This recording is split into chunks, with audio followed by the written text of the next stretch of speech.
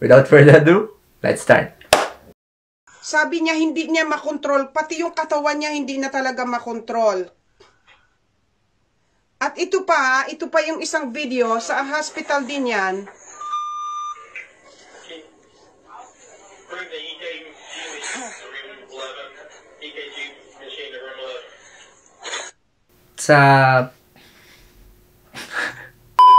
So the patient is currently experiencing seizure episodes. Tapos, I think meron din siyang episodes ng dyspnea or difficulty of breathing kasi medyo nagagasp siya for air. COVID vaccine, ang mga common na side effects lang na mararamdaman natin is pinaka-common na to ito na yung pinaka-nararamdaman ng lahat. Yung pain at the injection site. Siyempre, kapag in-injectionan tayo ng any form ng vaccine, kahit anong vaccine naman yan, kahit sa rabies, kahit sa tetanus, magkakaroon talaga ng pain or minimal swelling sa kung saan kayo in-injectionan. Pero I don't think it will lead to seizure and episodes of dyspnea.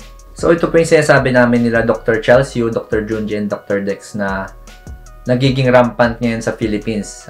Isa sa mga causes kung bakit nagkakaroon tayo ng vaccine hesitancy dito sa bansa natin is of course, yung una, yung misinformation, and pangalawa, disinformation. So may pinagkakaiba yan. So sa misinformation, ito yung mga types of information na nababanggit natin sa social media or sa mga friends and relatives natin na we're not actually sure if it's true or not. So nababanggit natin siya through social media pero hindi natin yun sinasadya kasi hindi naman natin alam na mali pala yun. Yun yung tinatawag na misinformation. Kapag disinformation naman, ito yung sinasadya mo talaga magbigay ng maling information sa mga tao. So ito yung dalawang factors kaya nagkakaroon, tumataas yung vaccine hesitancy dito sa bansa natin. So in this video na nakita namin ni Doc Dex, Doc Junji, I think this will fall under either of the two, kung misinformation man siya or disinformation. So again, dapat before posting sa social media, dapat sure ka sa information na sinishare mo kasi malakas yung epekto nito sa mga tao. Let's continue. Ito pa, meron din akong nakita na video na similar din mga ka-curious. Kasi hindi ito hindi ito yung sasabihin nyo na kukonti lang. Ito lang yung mga nakikita natin. Ito pa mga ka-curious. Okay. Pakinggan nyo na mabuti ha. Okay. Doctor's on his way next, okay? Is this one different from the other ones? It's way worse. Something's off with this patient. Personally, ako, sa tingin ko, may kakaiba dito sa pasyente na to. Hindi pa ako nakakita ng ganitong seizure episodes. And also, kapag nagsi-seizure episodes tayo, dapat merong stiffening or tumitigas, nagiging rigid yung mga muscles natin instead of voluntary movements such as this person. If this is not seizure, I don't know kung anong klaseng symptoms to. Tsaka bakit siya naka-Apple Watch?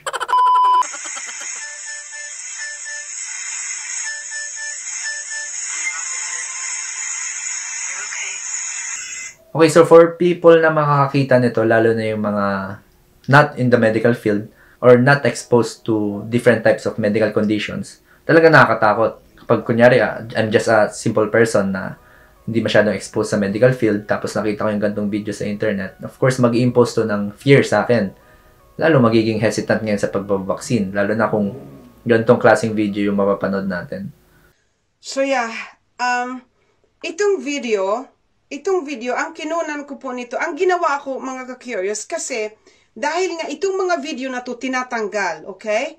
So yung mga tao na nagko-comment, na nagbibigay ng video, binivideohan lang nila, okay? Binivideohan lang nila, kaya hindi ma-share. Hindi mo ma-share. Halimbawa, may nag-share doon, hindi mo na ma-share yung video, kaya ang ginawa ko, binivideohan ko rin. Kasi yung mga tao mismo na nag-post nito.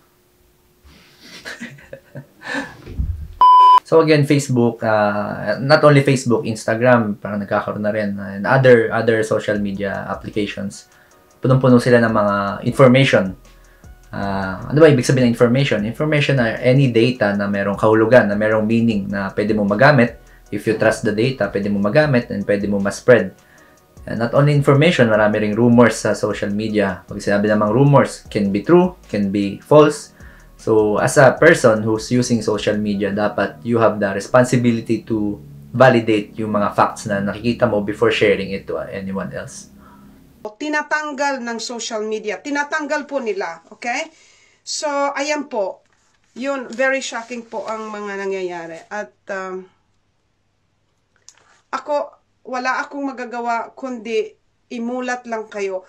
Yung makikita nyo yung isang side na hindi ipinapakita ng ating mga gobyerno.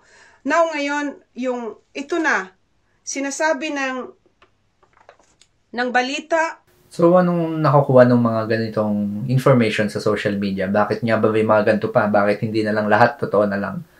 So, syempre, hindi mawawala yung money, yung pera. There are some advertisers, of course, they invest sa social media to produce such content kasi marami rin taong nanonood sa mga ganon. Of course, kapag may mga nanonood sa mga ganitong content, yung revenue, babalik sa kanila, yung money, yung monetization. Okay, so ngayon guys, hindi ko sinasabi na walang side effect yung COVID vaccine na lahat naman ng gamot. Lahat ng gamot merong side effects.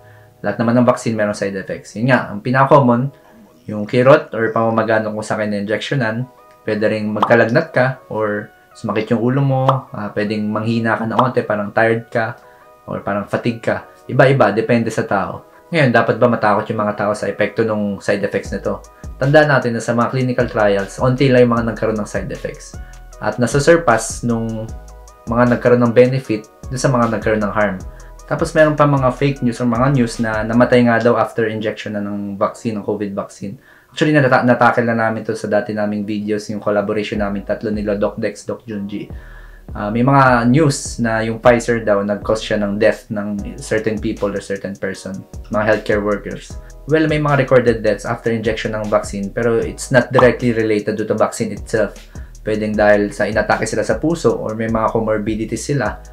It's not directly due to the vaccine. May mga underlying causes, other or bukod sa vaccine na nagsanhi ng pagkamatay nila.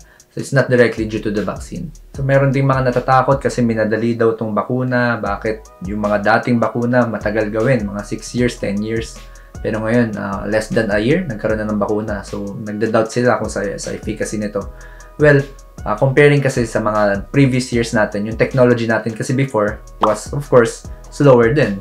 Slower din tayo makadiscover ng mga certain diseases, ng mga certain vaccines to certain diseases. Mas mabagal kumpara ngayon na mas advanced na yung technology natin. Actually, nung start ng pandemic last year, start ng lockdown, naka-ready na yung mga scientists natin, naka-ready na yung materials needed for the COVID-19 vaccine. And then, during the later part of the 2020, onti na lang yung manipulation na ginawa nila after extracting yung DNA sequence or RNA sequence ng virus. Onting manipulation na lang ginawa nila so that ready na agad yung vaccine.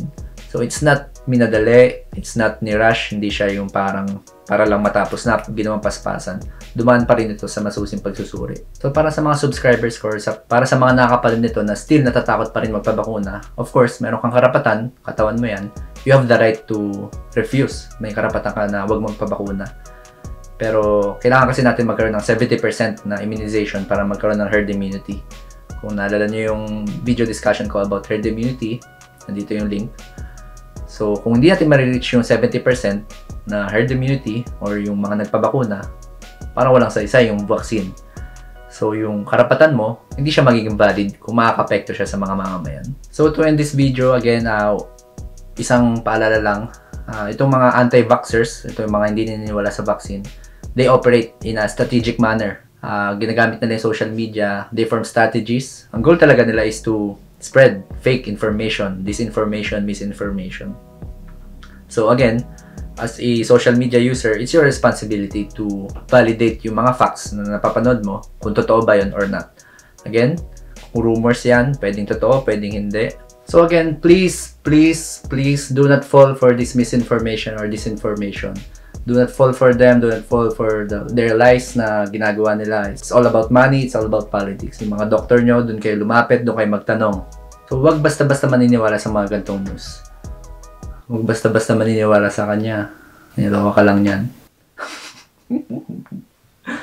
So, I guess dito ko natatapusin ang video na to. Again, sana nag-enjoy kayo at marami kayo natutunan. Comment down below kung ano yung gusto nyong pag-usapan. Again, do not forget to like, share, and subscribe my YouTube channel and share this channel to your friends and loved ones. And again, maraming salamat dahil silver play button na tayo. Once again, I'm Dr. Alvin Francisco, signing out.